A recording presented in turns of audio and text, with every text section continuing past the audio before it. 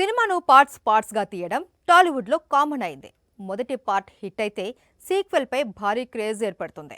దీన్ని క్యాష్ చేసుకోవాలి అంటే సెకండ్ పార్ట్ వీలైనంత త్వరగా రావాలి. ఇప్పుడు ఇదే స్ట్రాటజీని అప్లై చేస్తుంది కల్కి టీం. 2026లో పార్ట్ 2 రిలీజ్ చేస్తాము అని అనౌన్స్ చేసింది. ఇంతకీ ఈ ప్లాన్ వర్కౌట్ అవుతుందా? Just watch it. కల్కి 2898 ఏడీతో బ్లాక్ బస్టర్ కొట్టాడు ప్రభాస్. వరల్డ్ వైడ్ గా 1179 కోట్లు రాబట్టాడు.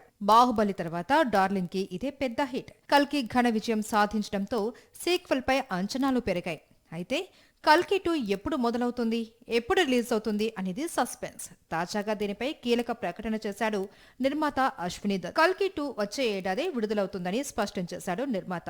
పార్ట్ 1లో 30 నిమిషాలే కనిపించిన కమల్ రెండో భాగంలో సినిమా మొత్తం ఉంటాడట. ప్రభాస్ కమల్ మధ్య సీన్స్ హై వోల్టేజ్ లో ఉంటాయట. దీపిక, అమితాబ్ తో పాటు ఈ ఇద్దరి పాత్రలు సినిమాకు మెయిన్ అని తెలిపారు. ప్రభాస్ ప్రస్తుతం రాజా సాబ్, ఫౌజీ సినిమాలను సమాంతరంగా పూర్తి చేస్తున్నాడు. స్పిరిట్ ని స్టార్ట్ చేయడానికి సందీప్ రెడ్డి వంగ సిద్ధంగా ఉన్నాడు. మరోవైపు సలార్ 2 టీం కూడా వెయిటింగ్ లో ఉంది.